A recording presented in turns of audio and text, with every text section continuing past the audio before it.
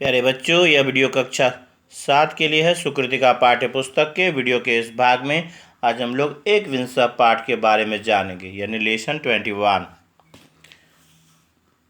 इस पाठ का शीर्षक है संस्कृते संख्या ज्ञानम, अर्थात संस्कृत में संख्या ज्ञान। तो इस लेसन में सेंटेंसेस में संस्कृत के संख्यावाचक विशेषण वाले शब्दों का प्रयोग किया गया है, जिसका पाठ वर्णन में यह बहुत ही रोचक ढंग से बतलाया गया है। कविता के रूप में है और इस कविता के माध्यम से संख्या की गिनती को बतलाया गया है। दो बच्चों के बीच में वार्तालाप है। एक का नाम है माधव, दूसरे का नाम है नमिता। तो माधव कहता है, हे नमिते त्वं किम करोसि, अर्थात हे नमिता तुम क्या करती हो। हे नमिते त्वं किम करोसि, हे नमिता तुम क्या करती हो। नमिता कहती है, हे माधव अहम संख्याम स्मरामि, हे माधव मैं संख्या याद करती हूँ।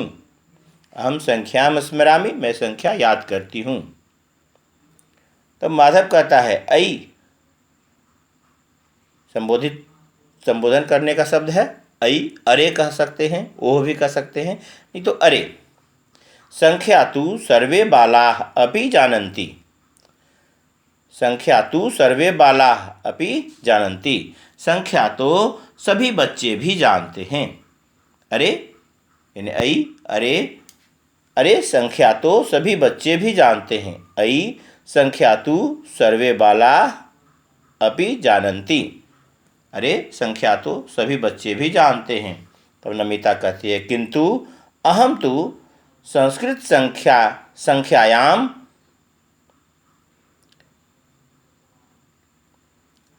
स्मरामि, यानी संस्कृत भाषायाम संख्याम स्मरामि, यानी संस्कृत भाषा में संख्या को याद कर रही है। किंतु अहम तु संस्कृत भाषायाम संख्याम स्मरामि, किंतु लेकिन मैं तो संस्कृत भाषा में, संस्कृत भाषा में संख्याम स्मरामि, संख्या याद करती हूँ। किंतु अहम तु संस्कृत भाषायाम संख्याम स्मरामि, किंतु मैं तो संस्कृत भाषा में संख्या याद करती हूँ। माधव कहता है, ओह, यानी अहो, इसका मतलब होता है ओह। हाँ, किसी भी चीज़ के बारे में अगर नहीं जानते होते हैं तो इस प्रकार का संबोधन करते हैं। अहो का मतलब हिंदी में ओह होता है। अहो किम संस्कृत भाषायाम अपि संख्या भवति, भाई संस्कृत भाषायाम है, क्या संस्कृत भाषा में भी संख्या होती है। संख्या स्त्रीलिंग शब्द है, तो कहा गया है अहो किम संस्कृत भाषायाम अपि संख्या भवति, ओह क्या संस्कृत भाषा में भी संस्कृत भाषा में अपि भी, संस्कृत भाषा में भी संख्या होती है। नमिता कहती है, अथ किम, तो क्या, यानी तब क्या कह सकते हैं या तो क्या। अथ किम, तो क्या। शृणु तावत्, सुनो तब, तब क्या या तो क्या, तब क्या भी कहेंगे। अथ मतलब तब, या क्या तो क्या। तो क्या, शृणु तावत्, सुनो तब। श्रावयामि, श्रावयामि मतलब सुनाती हूँ। सुनो तब, शृणु मतलब सुनो और श्रावयामि मतलब सुनाती हूँ। प्रेरणार्थक क्रिया है, इसलिए इसमें आ की मात्रा का प्रयोग किया गया है। श्रावयामि मतलब सुनाती हूँ। यह जो वार्तालाप है यह इस प्रकार से है, हे नमिते यानी हे नमिता त्वं किम करोसि, तुम क्या करती हो। तब नमिता कहती है, हे माधव अहम संख्याम स्मरामि, हे माधव मैं संख्या याद करती हूँ। माधव कहता है, ऐ संख्या तु सर्वे बालाः अपि जानन्ति, अरे संख्या तो सभी बच्चे भी जानते हैं। नमिता कहती है, किंतु अहम तु संस्कृत भाषायाम संख्याम स्मरामि, किंतु यानी लेकिन मैं तो संस्कृत भाषा में संख्या याद करती हूँ। किंतु अहम तु संस्कृत भाषायां संख्याम स्मरामि, किंतु मैं तो संस्कृत भाषा में संख्या याद करती हूँ। इसके बाद में माधव कहता है, अहो किम संस्कृत भाषायाम अपि संख्या भवति। ओह, क्या संस्कृत भाषा में भी संख्या होती है। ओह क्या, किम क्या, ओह क्या संस्कृत भाषा में भी, संस्कृत भाषायाम अपि संस्कृत भाषा में भी संख्या होती है। नमिता कहती है, अथ किम, तब क्या, तो क्या। शृणु तावत्, सुनो तब, श्रावयामि, सुनाती हूँ। इसके बाद यह कविता का भाग है, संसारस्य पिता एकः। इसका जो हिंदी होगा वह सीधा करके लिखेंगे। तो संसारस्य पिता एकः नरः नारायणः च द्वौ। संसार का पिता एक है। संसारस्य पिता एकः, संसार का पिता एक है। नर और नारायण दो हैं। दो अलग अलग चीज़ें। नर मतलब आदमी, नारायण मतलब ईश्वर जो होता है। तो नर और नारायण दो हैं। नरः नारायणः च द्वौ, यानी और बीच में कह देंगे तो और नर और यानी नर और नारायण के लिए और आया है। तो नरः नारायणः च द्वौ, नर और नारायण दो हैं। संसारस्य पिता एकः, संसार का पिता एक है। नरः नारायणः च द्वौ, नर और नारायण दो हैं। गगनम भू च पातालः। गगनम भू च पातालः, आकाश, पृथ्वी और पाताल, त्रयः लोकाः प्रकीर्तिताः। प्रकीर्तिताः मतलब कहे गए हैं। गगन भू च पातालः, आकाश, पृथ्वी और पाताल, त्रयः लोकाः प्रकीर्तिताः मतलब तीन लोक कहे गए हैं। यानी लोक तीन होते हैं, उसके बारे में है। गगनम भू च पातालः, आकाश, पृथ्वी और पाताल। हिंदी हो गया, त्रयः लोका प्रकीर्तिताः, तीन लोक कहे गए हैं। डैश दे करके, आकाश, पृथ्वी और पाताल डैश तीन लोक कहे गए हैं। यानी तीन लोक कहे गए हैं, यानी तीन लोक बताए जाते हैं, उसी को प्रकृतिताः कहते हैं, कहे गए हैं। वेदाः वह सन्ति चत्वारः, वह मतलब निश्चय, निश्चित रूप से बताने के लिए वह के साथ है कहते हैं, वही, वह है के लिए वही का प्रयोग यहाँ पर होगा। तो वेदाः वह सन्ति चत्वारः, वेद वही चार हैं। वेदाः वह सन्ति चत्वारः, वेद वही चार हैं। पांडवाः पंचः एव च, और पांडव पांच ही हैं। यानी पांडवाः पंच, पांडव पांच, एव मतलब ही, और च यह और में हो जाएगा, और पांडव पांच ही हैं। इस प्रकार से होगा। वर्षे षड् ऋतवः सन्ति, वर्ष में 6 ऋतुएं हैं। यानी साल में 6 ऋतुएं होती हैं। तो उस ऋतुओं के बारे में है कि 6 ऋतुएं हैं संख्या में, साल में 6 ऋतुएं हैं। तो वर्षे षड् ऋतवः सन्ति, साल में या वर्ष में 6 ऋतुएं हैं। सप्तवाराश्च विश्रुताः, मतलब 7 दिन प्रसिद्ध हैं, यानी विख्यात है, बताए गए हैं। विश्रुता मतलब विख्यात है, यानी प्रसिद्ध है। विश्रुता। वर्षे षड् ऋतवः सन्ति, वर्ष में 6 ऋतु हैं। सप्तवाराश्च विश्रुताः, 7 दिन, यानी जो 7 दिन होता है, तो सप्तवारा 7 दिन, और 7 दिन प्रसिद्ध हैं।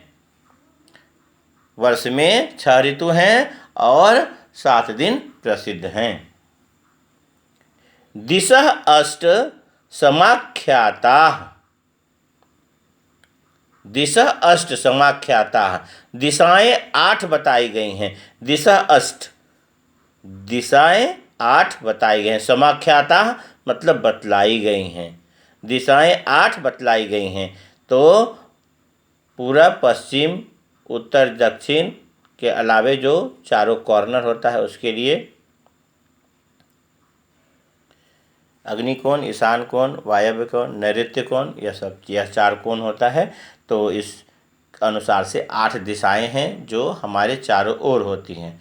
हालांकि धरती और आकाश को मिलाने से 10 दिशाएं होती हैं, लेकिन यहाँ पर 8 संख्या को बतलाना है, इसलिए 8 दिशाओं को बतलाया गया है। तो दिशा अष्ट समाख्याता, दिशाएं 8 बतलाई गई हैं।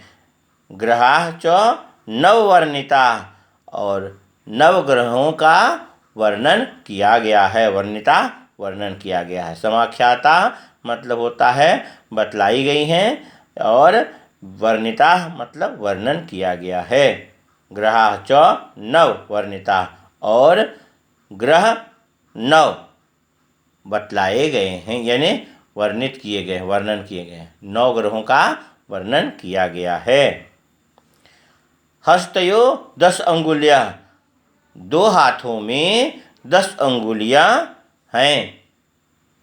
2 हाथों में 10 अंगुलियां हैं। हस्तौ 10 अंगुलियां, 2 हाथों में 10 अंगुलियां हैं। संख्याम जानन्तु संस्कृते, संस्कृत में सभी संख्या जाने। संस्कृत में संख्या सब जाने, जानन्तु सब जाने। इस प्रकार से कविता का भाग एक बार पुनः सुनेंगे। तो संसारस्य पिता एक, संसार का पिता एक है। नरः नारायणः चौद्वौ, नर और नारायण 2 हैं। गगनम भूः च पातालः, आकाश, पृथ्वी और पाताल। त्रयः लोकाः प्रकीर्तिताः, 3 लोक कहे गए हैं। वेदाः वः सन्ति चत्वारः, वेद वही 4 हैं। पांडवाः पंच एव च, और पांडव 5 हैं। वर्षे 6 ऋतवः सन्ति, साल में 6 ऋतुएं हैं। सप्तवाराश्च विश्रुताः, और 7 दिन प्रसिद्ध हैं। विश्रुता प्रसिद्ध हैं, और 7 दिन प्रसिद्ध हैं। विश्रुता प्रसिद्ध हैं।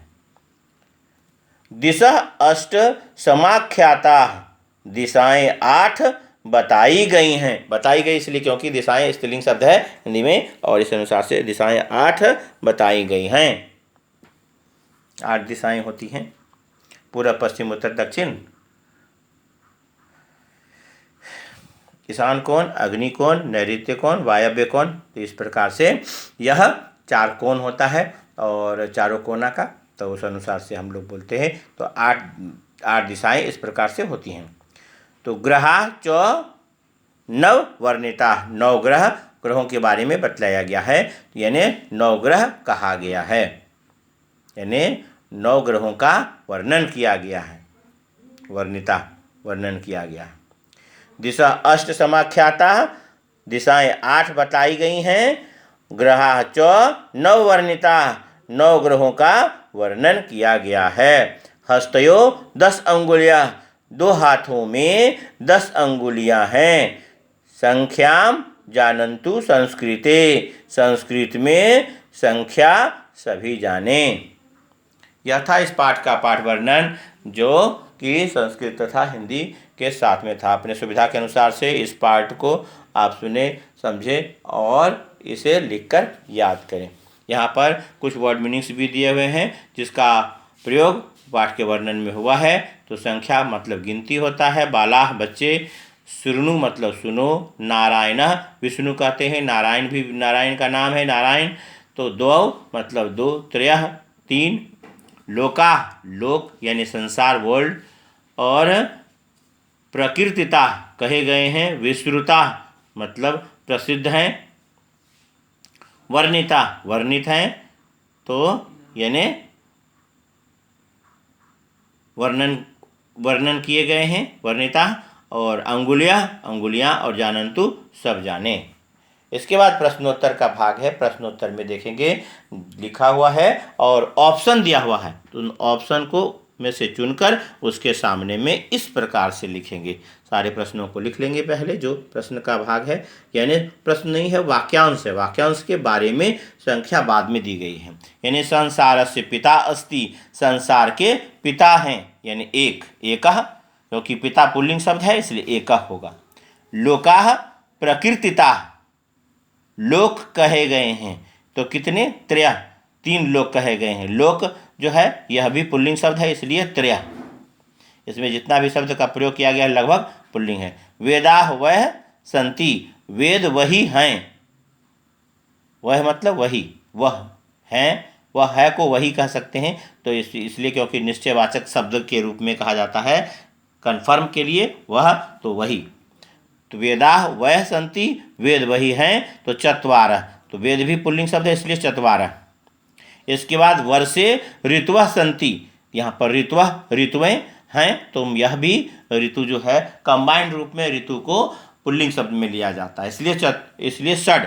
तो यहाँ पर ऋतु हो या पुल्लिंग हो स्त्रीलिंग हो, इसमें 5 के बाद की संख्याएं सभी समान होती हैं, इसलिए षड लिखा गया। यानी ऋतुएं 6 होती हैं, 1 से 4 तक की संख्याएं होती हैं। एकः, द्वौ, त्रयः, चत्वारः, पुल्लिंग में अलग होता है, स्त्रीलिंग में अलग होता है, नपुंसकलिंग में अलग होता है, इसलिए 1, 3 और 4 यह तीनों संख्याएं पुल्लिंग में है। यहाँ पर ऋतुएं हैं, या इसमें कुछ ऋतुएं हालांकि वह जैसे वसंत है, फिर शरद है, हेमंत है, यह सब पुल्लिंग होता है, लेकिन ग्रीष्म, गर्मी और वर्षा यह सब स्त्रीलिंग में आता है, इसलिए कंबाइंड रूप में इसे ऋतुएं 6 होती हैं कहा जाता है। सीजन्स को स्त्रीलिंग में लिखा जाता है, बताया जाता है। तो स्त्रीलिंग हो पुल्लिंग हो किसी में भी यहाँ पर ऋतुओं में षड होगा, षड में कोई भी मात्राएं नहीं लगेगी, तो जैसे लगता है षड या षट, दो में से कुछ भी लिख सकते हैं। तो यहाँ पर ड लिखा है, तो क्योंकि किताब में जो षड दिया हुआ है षष्ठ नहीं होगा, षष्ठ मतलब 6 होता है, यह षड संख्या। तो इस प्रकार से जो सही है सब सर्वोत्तम उसे लिखेंगे। इसके बाद शब्द, विभक्ति, वचन, द्विवचन, बहुवचन, एक वचन, द्विवचन, बहुवचन में तो शब्द और विभक्ति के अनुसार से, तो शब्द जो है वह है नर, प्रथमा विभक्ति में होगा नरः, नरौ, नराः, यह ऑलरेडी किताब में भी दिया हुआ है, नरः, नरौ, नराः। इसके बाद लोक शब्द भी पुल्लिंग है, वेद शब्द भी पुल्लिंग है, हस्त, माधव ये सभी पुल्लिंग शब्द हैं। तो लोक शब्द का द्वितीय विभक्ति में होता है अम ओ आन, तो लोकम, लोकौ, लोकान, इस प्रकार से लिखेंगे। तो लोकम, लोकौ, लोकान द्वितीय विभक्ति में। इसके बाद वेद का तृतीय विभक्ति में, तो वेद में एन आभ्याम अह, तो इस अनुसार से वेदेन, वेदाभ्याम, वेदय, इस अनुसार से लिख लेंगे। फिर हस्त का चतुर्थी विभक्ति में आय आभ्याम एभ्य होता है, तो हस्ताय, हस्ताभ्याम, हस्तेभ्य, इस प्रकार से लिख लेंगे। फिर माधव का पंचमी विभक्ति में, माधव में आत आभ्याम एभ्य होता है, तो माधवात, माधवाभ्याम, माधवेभ्य, इस अनुसार से। तो पहला ऑलरेडी लिखा हुआ है नरः, नरौ, नराः, प्रथमा विभक्ति नर। लोक का द्वितीय विभक्ति लोकम, लोकौ, लोकान।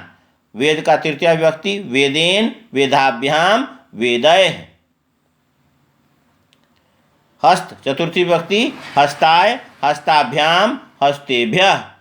माधव पंचमी विभक्ति माधवात, माधवाभ्याम, माधवेभ्य। इसके बाद क्रिएटिव वर्क में जो दिया हुआ है वह यहाँ पर शब्दों को, यानी नेम ऑफ नंबर्स जो है वह संस्कृत में इसे लिखना है 1 से 10 तक, तो क से लेकर के य तक।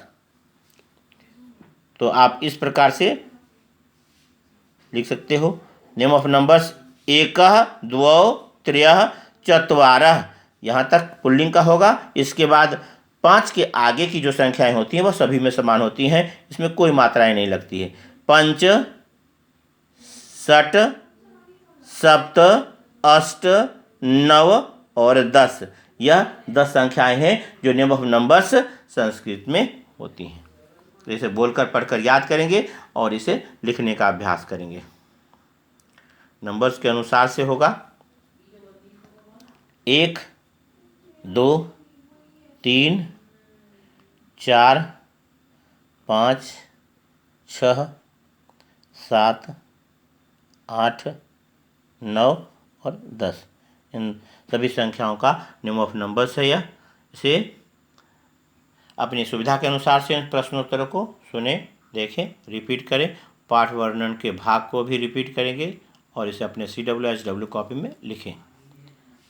संसारस्य पिता एकः, लोका प्रकृतिता यानी त्रयः, पुल्लिंग शब्द है। वेदाः वः सन्ति चत्वारः, वर्षे ऋतवः सन्ति तो षड्।